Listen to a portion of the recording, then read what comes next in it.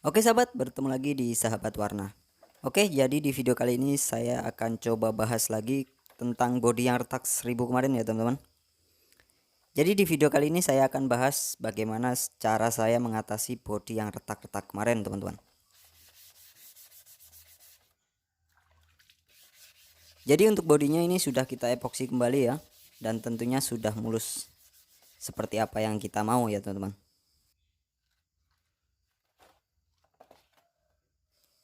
Jadi di video sebelumnya kita mengalami kegagalan saat epoksi ya teman-teman. Jadi untuk epoksinya itu retak 1000 ya saat proses epoksi kita mulai.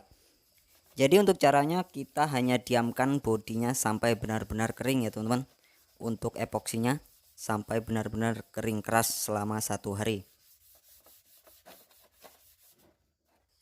Dan setelah bodinya kering keras kita lanjut ke proses pengamplasan teman-teman. Jadi untuk amplas yang pertama saya pakai adalah amplas 280 ya. Dan kita lanjut dengan amplas ukuran 400.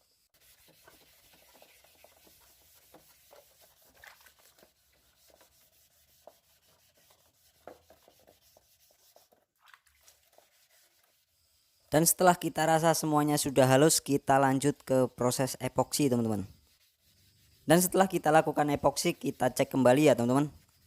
Jika masih ada lubang-lubang kecil yang tertinggal ya, kita lakukan lagi pendempulan dengan menggunakan dempul 1K ya, atau sering dibilang dengan spot pati teman-teman. Dan setelah kita melakukan pendempulan, tentunya kita akan melakukan pengamplasan kembali ya. Jadi untuk amplasnya kita langsung gunakan ukuran 800 teman-teman. Dan setelah kita rasa semuanya sudah halus, kita lanjut lagi ke proses epoksi teman-teman. Dan untuk epoksinya hasilnya ini yang sudah kita amplas ini ya. Jadi ini epoksi yang terakhir teman-teman. Jadi ini kita amplas kembali sampai benar-benar halus dan siap naik ke warna dasar teman-teman.